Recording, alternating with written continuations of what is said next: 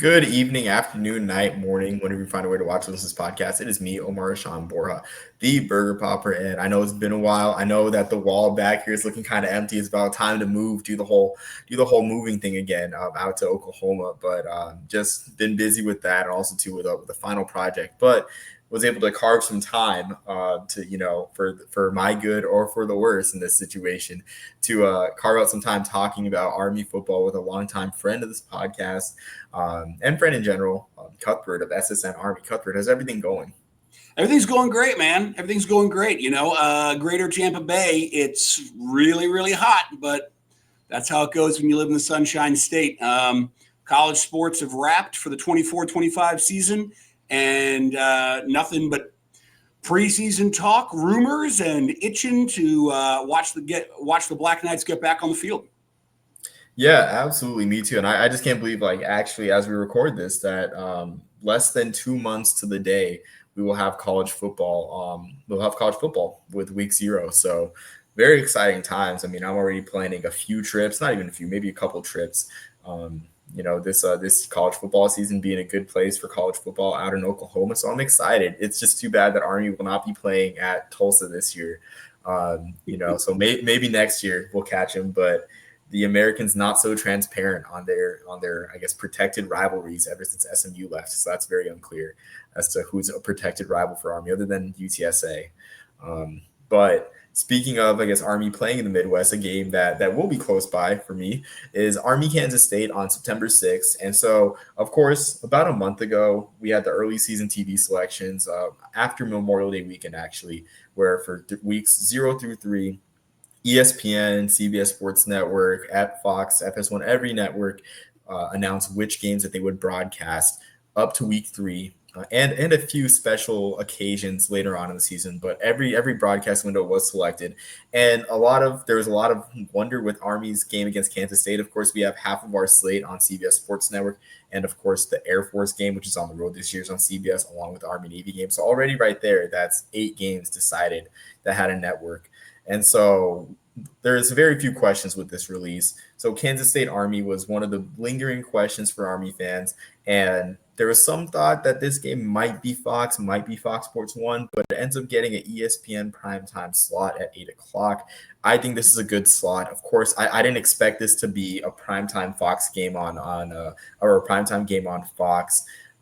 Just because Kansas State, they're a great program. They're always competitive. They just haven't they haven't really, I guess, been over the hump got over the hump in terms of being a national contender. Like, yes, they went to the Sugar Bowl back in 2022, but that was with 4 losses and when they upset TCU in the Big 12 championship game. But still a great program.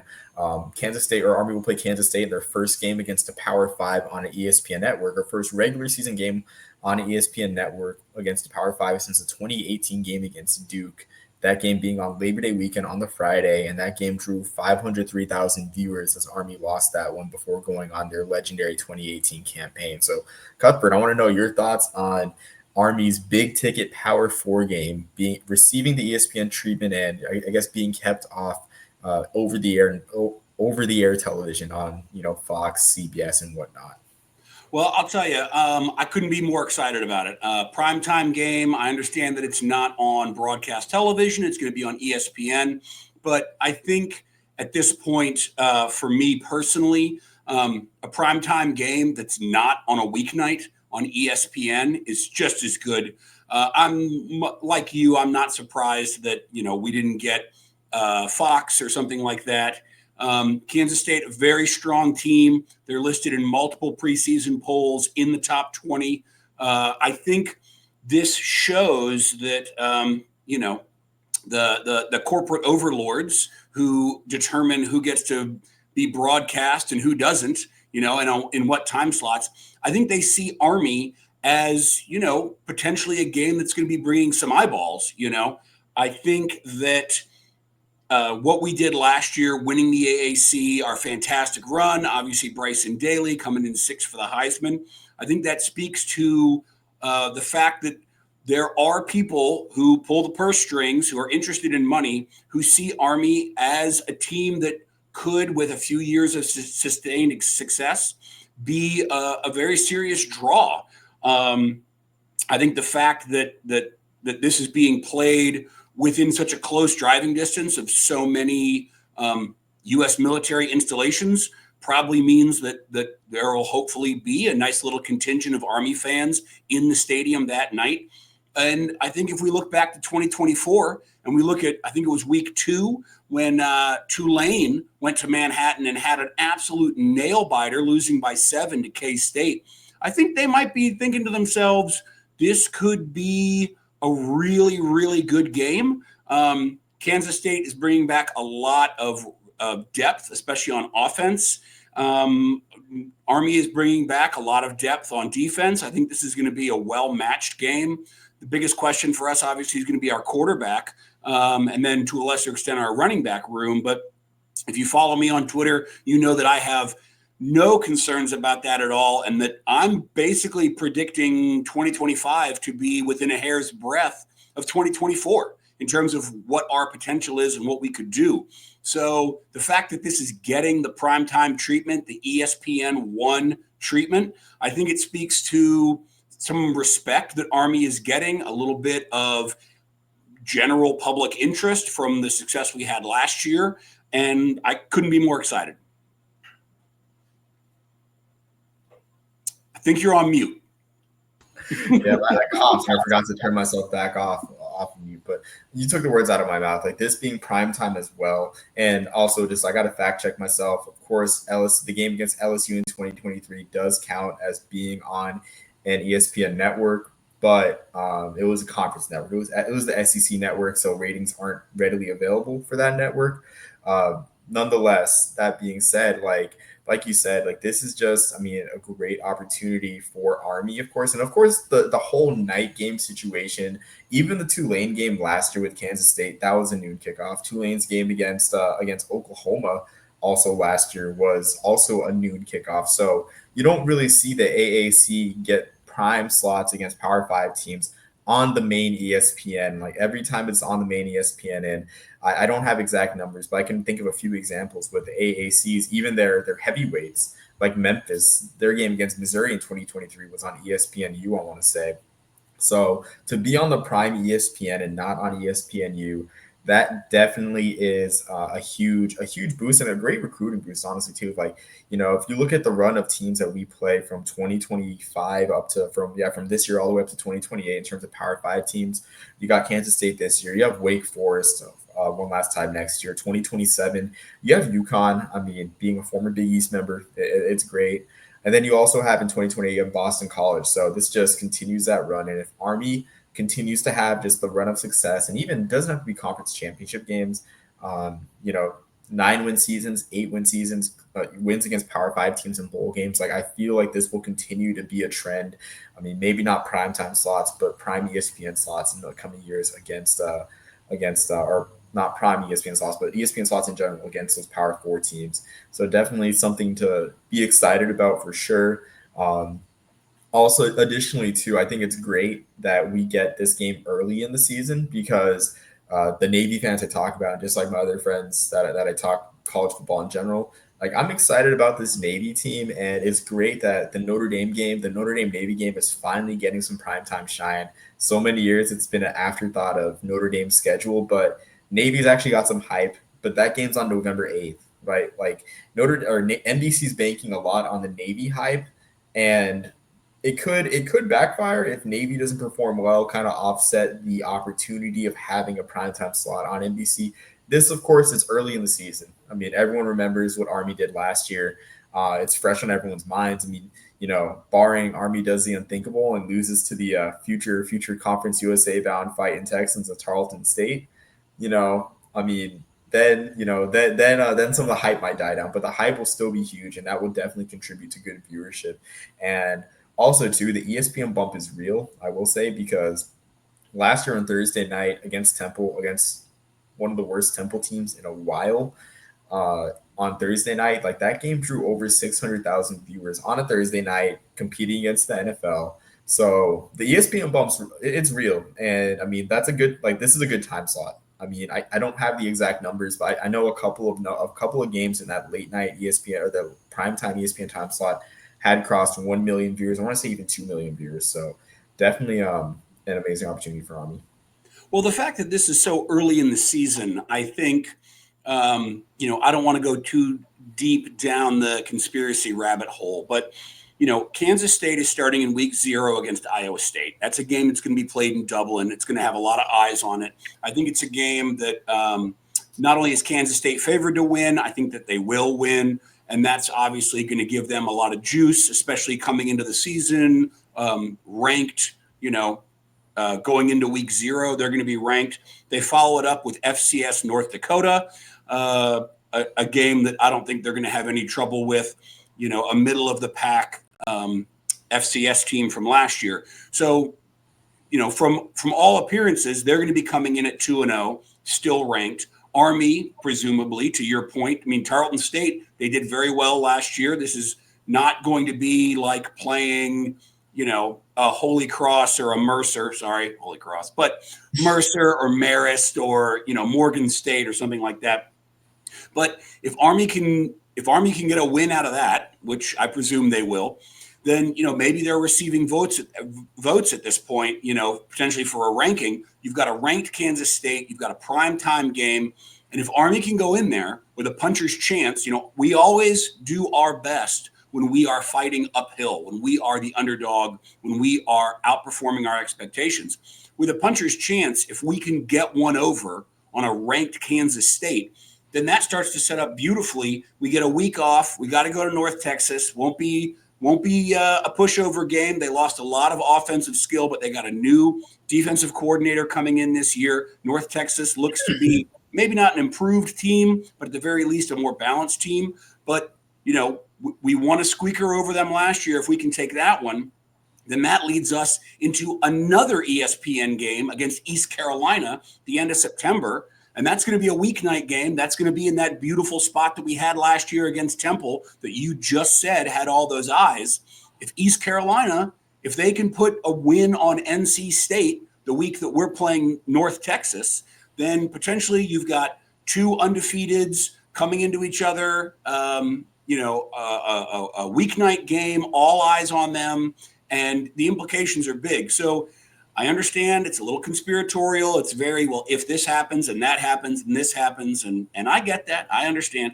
But it's not a mistake that Army is getting this treatment this early against a team like Kansas State. All credit in the world to them. They were quality last year. They look to be even stronger this year. But I think this coming early, just like you said, is right where it needs to be for Army, just in terms of eyeballs, in terms of momentum, in terms of what it could mean for our program moving, as we get into the 25 season.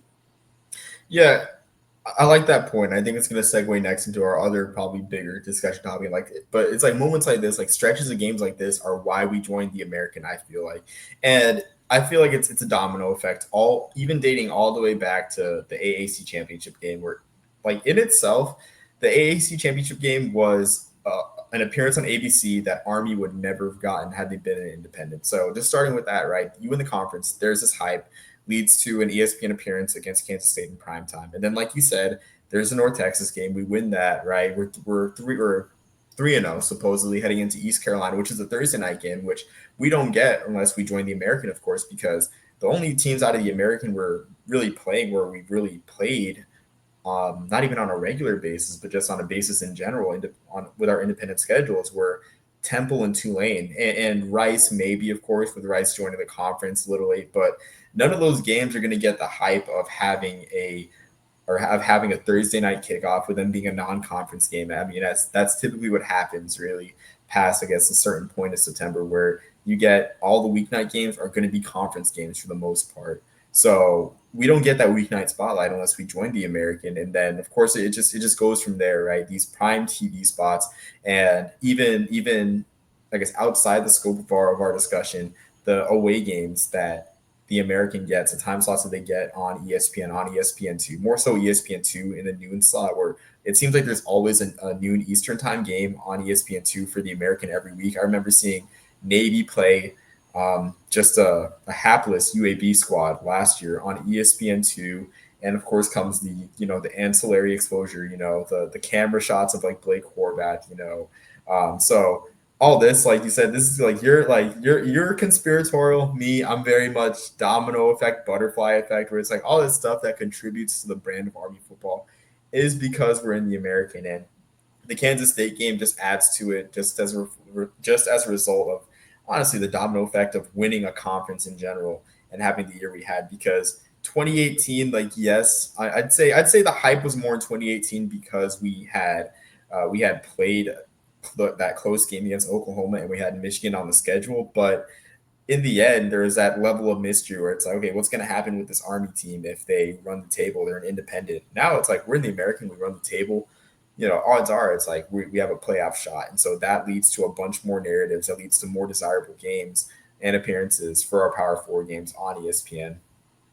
Well, and when it was announced that we were going to be transitioning into the American, the one point that Coach Monken made over and over again, it all had to do with the college football playoff. And I know that when we joined the American, our entry into the media deal and what split of the TV money we got relative to what we got to keep, because we had a sole contract with CBS Sports, let alone the sole contract that we share with Navy for the Army-Navy game and things like that. It was less about the money. It was more about the college football playoff. Lo and behold, our first year in the conference, I mean, if Boise State stumbles at the end of last year, I mean, we are getting a playoff spot. It's not inconceivable that the American, as either the number one, number two, or number three, based on what happened that season, happens to be, that the champion doesn't get that G5 auto bid into the college football playoff. And I think we showed last year that unlike that boat school in Annapolis, we can actually win the conference championship. So I think that shows that there may come a day in the not so distant future where you see Army going to the college football playoff.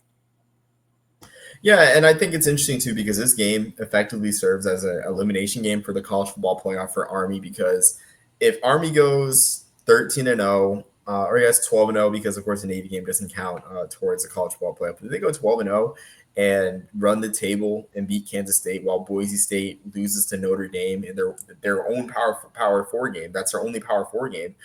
I mean, Army has the best case for the playoff for any team in the group of five. So, I mean, like you said, like the access to the college football playoff, even though I love bowl games, young players want to have a chance to play in the college football playoff. That's all a lot of these players have known since they started watching football, since they started really paying attention to football, was the college football playoff. So, I mean, it's all coming together, this ESPN deal and everything. But I think this is a good segue of mentioning Boise State before and AAC membership, of course, with Pac-12 realignment rumors. And it's June 24th in 2025. We have about 8 days until July 1st, the haunted day, where exit fees go up and teams stay put for at least the next year unless they really want to pay a few more $1 million to leave their conference. And so with these conference rumors, Memphis has been floated around with a great plan to leave the American and park football in the Pac-12 and park basketball in the Big East, which honestly, that's probably the best case scenario right now for Memphis, for them, honestly, because the American, I mean, I grew up in the Northeast. I love the Big East. The Big East Conference, brings a tear to my eye, a tear of sentiment and reminiscing to my eye when I hear that name. And it's great that it's just a phenomenal basketball conference that it is right now. But with that plan, Memphis has been going out, and honestly, I get kind of alarmed hearing the thought of Memphis leaving because I feel like Memphis would open the floodgates. The Sun Belt already smells blood in the water and has talked to East Carolina about possibly joining the conference in preparation for this scenario where Memphis does leave the American as a football member and for all sports. So very chaotic times in the conference and very tenuous times as well for the rest of the conference members. But Cuthbert, I want to know your thoughts on the Memphis realignment craze, and I guess like what's next for the American if Memphis were to leave? Well, in terms of what's next for the American if Memphis were to depart, I can't say for certain what I think the clearest path would be. In terms of Memphis and their decision making in potentially wanting to go to the Pac-12, I'm going to be frank. I don't think that's a good decision. The Pac-12 as it stands right now, it's got Oregon State, it's got Washington State, and it's got Boise State. Following that, it appears to have, with no disrespect, a bunch of G5 also rans at the moment. And I think Memphis looks at the Pac-12 as the new shiny thing that if they go and they become a football member only, that maybe the Pac-12 will be able to scrounge itself into another power conference. I don't see that happening.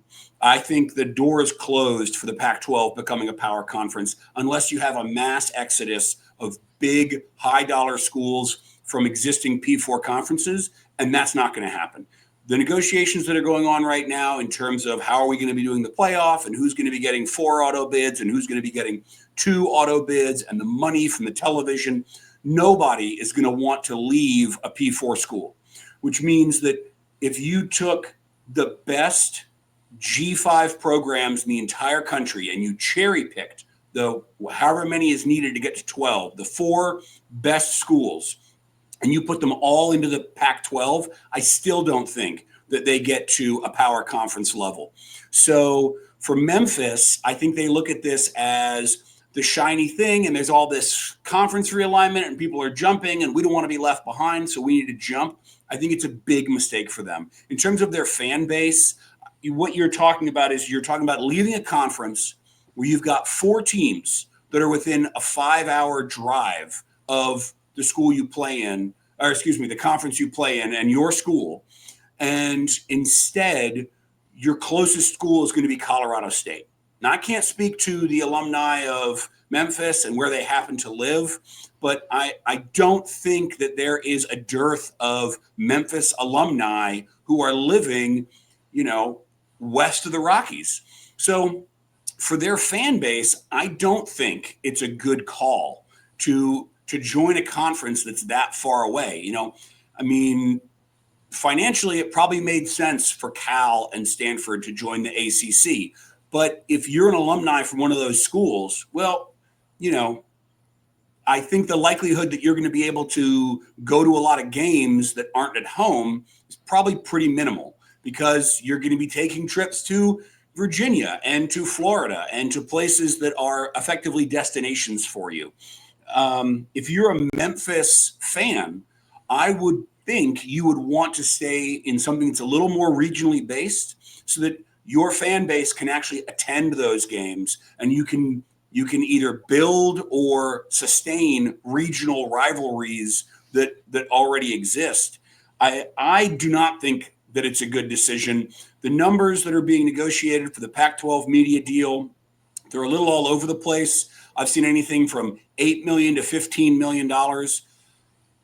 Some of the reporting is that it's likely to be on the lower end or just below that. The current AAC deal that I saw was $7 million per school. So for, don't get me wrong, an extra $1 million a year is good money. But if the trade-off is now you're having 9:30 Central Time kickoffs against Fresno State, I don't see how that helps your brand. I don't see how that helps your alumni or your fan base who want to be interested in football and want to be participating in Memphis football. I don't think it's a good call. So I'd have to agree for sure. And just a brief look at Memphis's home attendance numbers. Their fans aren't filling the stadium right now for who they play. And of course, it could become a self-fulfilling prophecy. Well, it's like, well, look at the schools we play. Of course, that's why we're not filling the stadium. But I don't see games against maybe Boise State, Washington State, Oregon State. I mean, the initial charm will be there, seeing a former Pac-12 school, former original Pac-12 school come to your home and play in the game. Like the initial charm would be there, but after a while, I feel like it just gets old, honestly, having played against teams that you don't really have much in common with, especially for local fans too. I mean, fans that will probably be dismissive towards the other 4 schools in the Mountain West 5 that leapt for the Pac-12. Boise State's going to bring fans, of course. They're going to bring eyeballs. They're going to bring exposure. But the other 4, I feel like they had a few years in the sun, and they're taking advantage of having big markets, and that's about it. I mean, honestly. And it's interesting you bring that up about the Pac-12 being a group of being still a group of 6 conference in a way, because I see this and I compare what's happening right now to what happened when the Southwest Conference was torn apart and the remnants went to the Big 12, the WAC, and Conference USA. Where if you look at the WAC lobbied to take the Southwest Conference's place as a power conference, but the WAC's backfills to get to 16 teams were just not the best options. I mean, they took a Rice squad that hadn't been to a bowl game in 3 decades. They took a TCU squad that had struggled in the Southwest Conference to keep up just because of academic restrictions and low athletic budgets. And they took SMU, which was less than a decade removed from the death penalty. Now you look at the Pac-12 and who they took. Boise State, of course. Boise State's king and everything. But you look at the other, San Diego State, they're banking off a few good years in the 2010s and the 2020s, but that's it. Before then, the only bright spots in the Division I era were the Marshall Faulk years and a couple years before, I guess way before that. I mean, Colorado State had a few good years in the 2000s and the 90s. Utah State was a member of the WAC in the Sun Belt, I mean, in this millennium. Or I guess they remember the Sun Belt in this millennium, back when the Sun Belt only had 1 bowl bid. And then, of course, who am I missing? Fresno State has had great years. They were really good in the late 2010s. They were really good in 2023. They're generally consistent. That's another team that can hardly, get over the hump. And it just reminds me of that, where it's just because there's a vacancy doesn't mean it's going to get filled. Just because there's a vacancy in the power conference, in the autonomous conference ranks, doesn't mean it's going to get filled just because there is a vacancy. It can just stay empty in the perception of many. So I don't see that, like you said, I don't see the Pac-12 being a group of being considered a power conference school, to be honest with you, just because the power fives or the power 4, when they look across the table at the Pac-12, they're going to essentially tell them, well, look who you added. You expect us to put these guys on the same level as us in looking at Colorado State, looking at your Fresno State, looking at your San Diego State, all schools that would have been power conference schools by now if the power conferences wanted them, So I guess that's just a long way to say that I agree with you, and I just don't think this seems like a lateral move, to be honest with you, because, I mean, if Memphis leaves, I guess they leave behind Tulane. Maybe Tulane comes with them, but then Tulane has a problem of parking their sports somewhere, and they don't have as good of a basketball program as Memphis, so maybe they stay put in the American. So opens up just a whole bunch of questions, but I do think it's a lateral move, and I think if Memphis fans, their best interest, honestly, is to wait to see what happens when Florida State leaves the ACC, because we know it's coming. When North Carolina potentially leaves the ACC too, like some people have been saying that the SEC is looking to get into North Carolina as well, get the Charlotte market. I think that's Memphis's best interest, just to stay put in the American. I also can't deny, though, in the end, you mentioned the money, like the $7 million that the AAC schools are making each. I can't help but feel like that's going to go down in the next negotiating circles, just with the way the conference is perceived, and I guess how top heavy the conference tends to be. I can see the conference just getting less of a media valuation because of the perceived lack of parity, aside from service academies in Memphis and Tulane. But that's just my thoughts on. It's really, I can understand where they're coming from, but the Pac-12 isn't the answer, I guess, bottom line up front. Well, and, the answer to all your questions is always going to be money. And I do think that you're right that the next time the Americans media deal comes up, they are probably going to be looking to make a cut. I think that's probably going to be standard fare by and large across the board for the group of 5 conferences.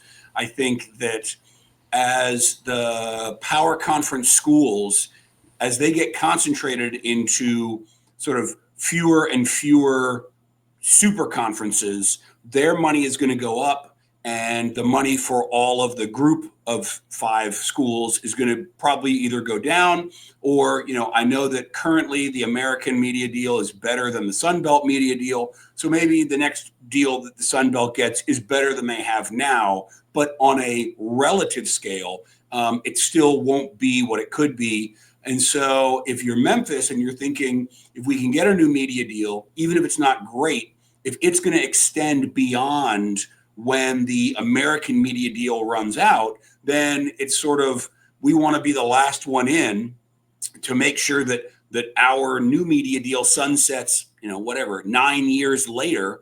And so we get that sort of last great bite at the apple before we have to take the hit that the American will take sooner. I think the future of college football is very opaque. And I think that especially with the new selection standards that are going to be eventually rolled out for the college football playoff, I think we are slowly, and sometimes pretty swiftly, moving towards some sort of additional division between what is now the power conferences and the group of 5 conferences. And so we're basically going to have FCS, and then we'll have 2 tiers of FBS. You can say that exists now, but I think it's going to be codified, and there will be another grand reorganization where the top 60-ish teams in the power conferences, they all band together and do their own thing.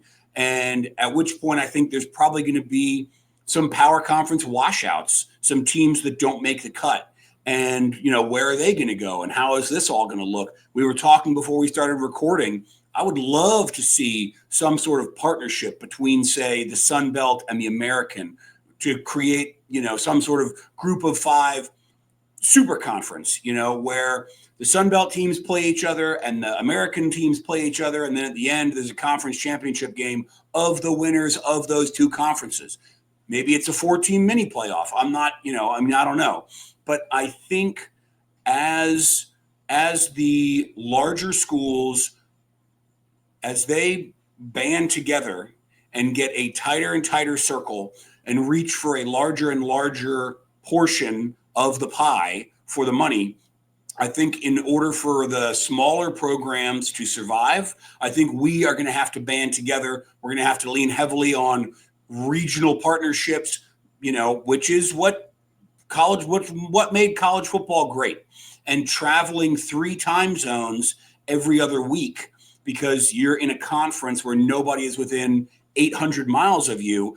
I don't see that as a long-term solution for Memphis. Yeah, I definitely agree. Honestly, like it just doesn't seem feasible, even if it's football only. Oh, actually, I think the pill is easier to swallow if it's football only and they can stay in the Big East. But that's the only condition, right? And Memphis and the Pac-12 honestly would have to be. I feel like have to be a conference that is powerful, gets the auto bid to the playoff, but also has a lot of parity too. Because when you have a conference and you have a power broker, then comes the need for you to satisfy that power broker, and then the other members, I guess, fall under that expense to where they're overshadowed by the more powerful member. But I do think like you said, an alliance with some sort of conference seems profitable. Honestly, I just feel like the American, for all the marketing that Mike Oresco did in the first decade of its existence, the POW 6R, the power, marketing, trying to get them to be a Power 6 conference and everything. I just feel like there's too much pride within the American to do something like that. I would like it. I have a great amount of respect for the Sun Belt, but I just don't see it happening with the amount of marketing and pride that's gone into the power campaign in the past and the national perception of the conference. That being said, though, I do respect the Sun Belt greatly, and I think if Memphis were to leave, which would probably cause an exodus of Tulane and USF to create some sort of eastern wing of the Pac-12. Excuse me. I think some backfills at the top of my head is definitely James Madison and Louisiana are the top of my list, because I think if you're the American, you want you want to become the G5 Super League, right? And James Madison is amazing. They've done great. They've done nothing but just kick rear ends since they've joined the FBS. And also Louisiana too. Louisiana's a bit of a late bloomer. Since 2018, they've been a really great program. Of course, they've been to numerous New Orleans Bowls before that. But I think Louisiana just being a longtime FBS team kind of helps their case a lot, because I feel like the American, if they were to take a recent promotee, kind of would hurt the perception of the league to the general public. Of course, teams like James Madison, teams like Sam Houston have proven that they can win, and even Liberty have proven that they can win at the FBS level. But I think there's still that stigma of them being former FCS programs that kind of gives, kind of turns off the general casual fan that doesn't know ball as much towards the Sun Belt, towards those teams, excuse me. So that's my expansion targets. I would say App State too, but we can go all day with expansion targets, to be honest with you. But that's just my thoughts as backfills. Well, and I think that especially looking at the Sun Belt's interest in East Carolina that was reported, 10 days ago, I think given the geographic the geographic locations of the Sun Belt teams and the American teams, I think it's ripe for sort of establishment of out of conference rivals that are within striking distance of each other in terms of fan bases. And I also, you were talking earlier about the American and what has been in recent past, frankly, a lack of parity, and that absolutely exists. But I think that the American is poised to really establish itself as the year in, year out strongest group of five conference. And I would even say that above the hypothetical, 5-year forecast of this new Pac-12 that's forming between Memphis, Tulane, Army, Navy, USF. Obviously, I mean, they've been talked about for years as sort of not a sleeping giant, but if that's a program that could actually get itself on track between the size of the fan base, the media market, that could really be a major player. I mean, I think you're looking at a really, really strong conference. And I think if you weigh that against the potential of this Pac-12, I don't see it as a choice. I think if you're Memphis, you stay. And I don't care how angry all the fans are on Twitter and how much they seem to hate a conference that they can't even get to the championship game, that they're so much better than we are. And they haven't been to the conference game in 6 years, or at least I guess it'll be 6 years this year. And maybe they prove me wrong. Maybe they run the table this year and they're, head and shoulders better than every other team. And we do deserve to be on the bottom of their boot.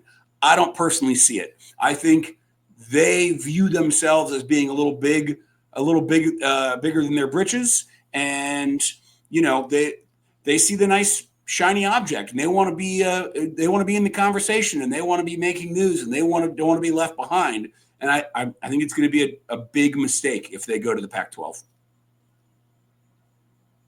Yeah, I agree too. Honestly, I mean, I wouldn't say so. For me, like I'm not. I guess I'm not as set in my stance towards against Memphis fans because I do see where they're coming from because I do think that there is a level of prestige in being with two legacy Pac-12 members and Boise State in the same conference. But it's just funny. I will say that with a caveat though. It's like while I do have a great amount of respect for Boise State and what they did last year, 2022 and 2023 Boise State were fringe, and even I'll even throw back to 2021 Boise State that got a bid to the Barstool Arizona Bowl against Central Michigan before that game was canceled due to COVID, where those were fringe bowl teams, not even fringe bowl teams, but middling bowl teams. They weren't in the. I mean, yes, the 2023 team did make the Mountain West Championship game as well as the 2022 team, but the 2022 team lost to a Utah team that went 5-7. The 2023 team, was I want to say that they were 7-5 heading into the Mountain West Championship game. So like these weren't title contending New York State contending teams. That being said, though, I mean I do understand where they're coming from, but I just don't think that the payoff is there, and I kind of feel like that the national perception of the Pac-12 is on a prove it basis right now, where the Pac-12, where the nation TV executives don't think that the Pac-12 can just go back into where they stood before the conference fell apart and just command the same amount of media respect, media money as we just saw with their CBS deal, which is essentially a carbon copy of the Mountain West current deal that runs out with this year with CBS. So I will say this though, I will say that the Americans TV deal right now is very slickly worded by ESPN And I think I've mentioned this before in an As for Football podcast or another podcast at some time in the past where it's detrimental. The wording of the AAC's contract is detrimental because it says a minimum of 40 regular season telecasts per season on ABC, ESPN2, and ESPNU, including at least 20 across ABC, ESPN, and ESPN2, which in the past, before the contract was signed in 2020, the American had a minimum of, I think, 3 games on ABC per year, including the conference championship game. Now the contract's worded in a way where it's like, yeah, you could have games on ABC, but we just have to make sure it's on either of these 3 channels, ABC, ESPN, ESPN2. You don't have to have an ABC game. And I think at the very root where more group of 5 conferences plus the Pac-12 too, if you want to get into pedantics and still consider the Pac-12 a Power 5 conference, are getting exposure on over the air broadcast television while the Americans getting left behind, being left on noon at ESPN2. And honestly, too, I think this is an indicator of the national perception of the league. They didn't even get their minimum of 40 games on ESPN linear networks last year. So I can definitely see where Memphis is coming from, and the TV deal that the Americans in right now.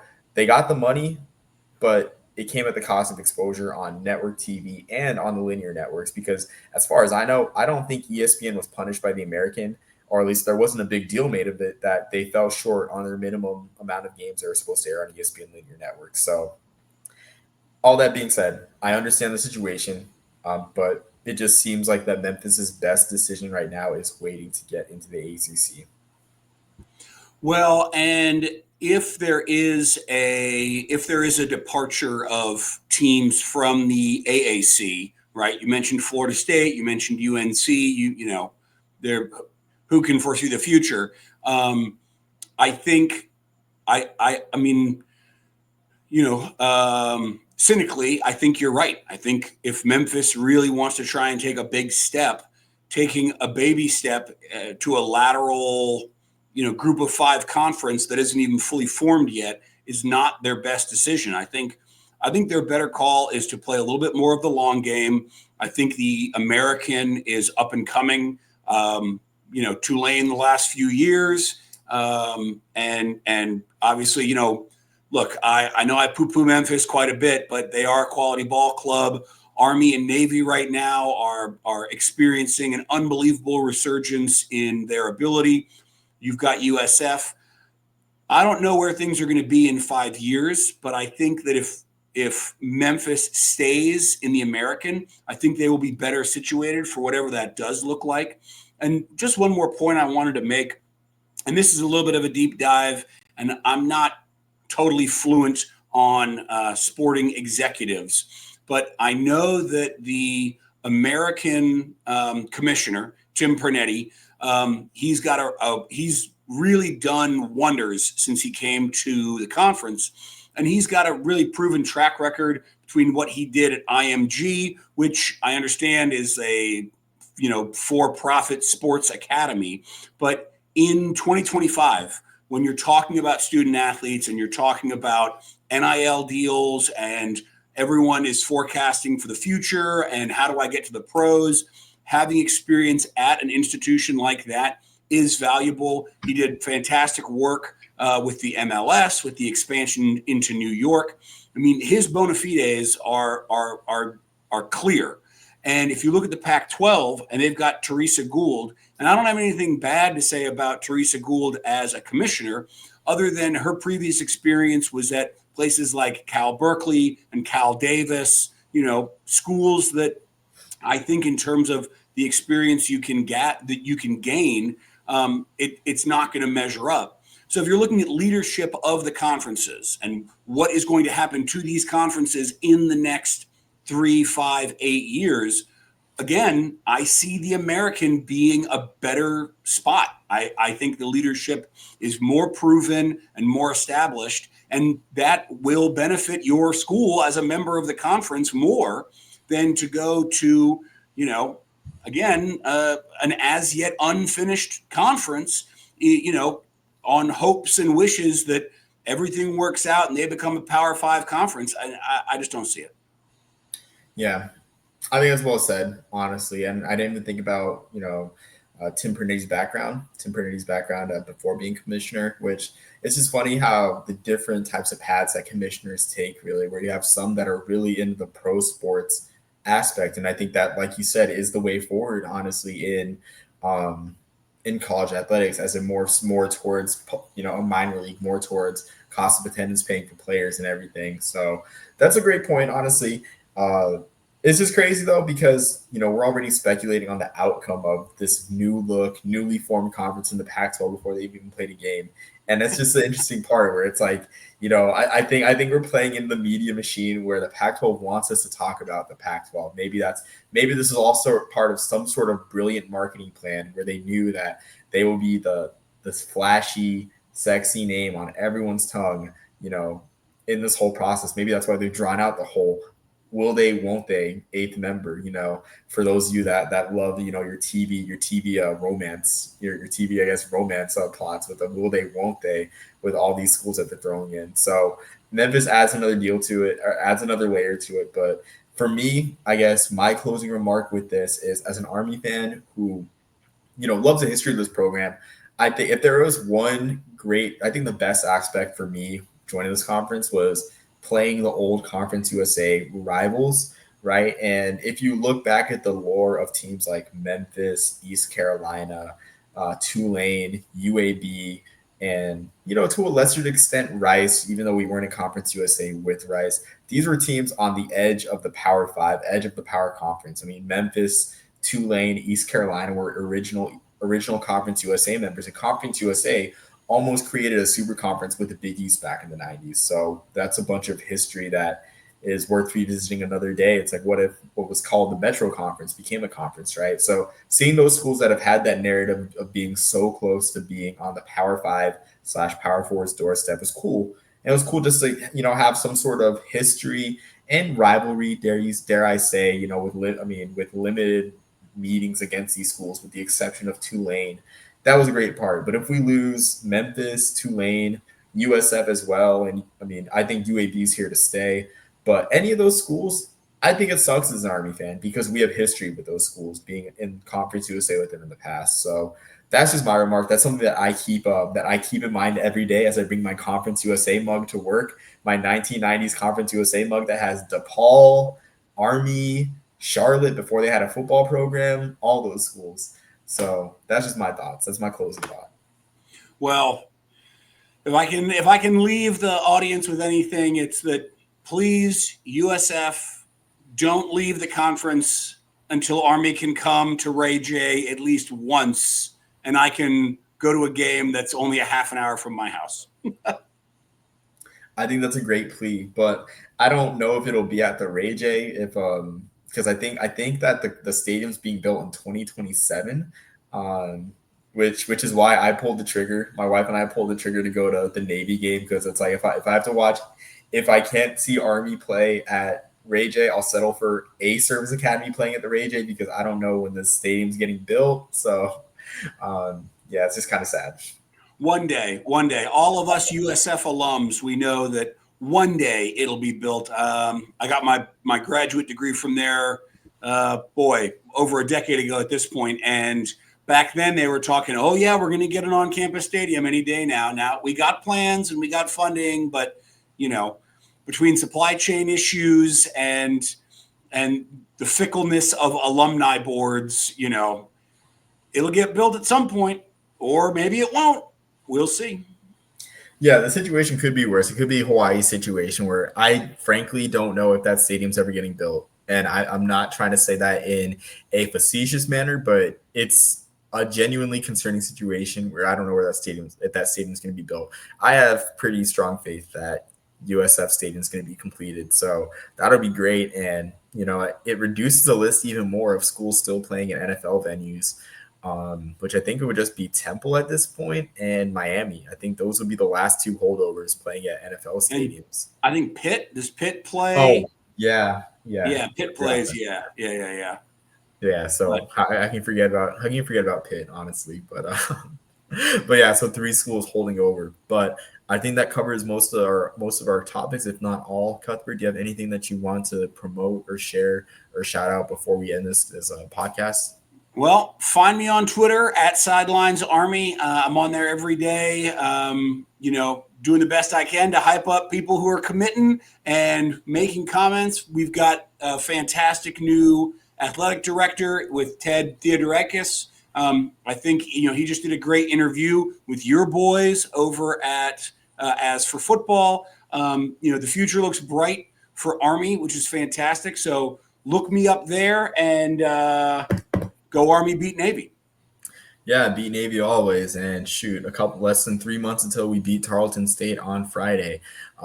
Thanks again, Cuthbert, for joining, and of course, late. At least we're on the same time zone here, this time around. But it's always great talking to you. I always enjoy it. But until next time, everyone, thanks for making it this far. If you did, like and subscribe. Until next time, peace, love, and soul in the Burger Popper.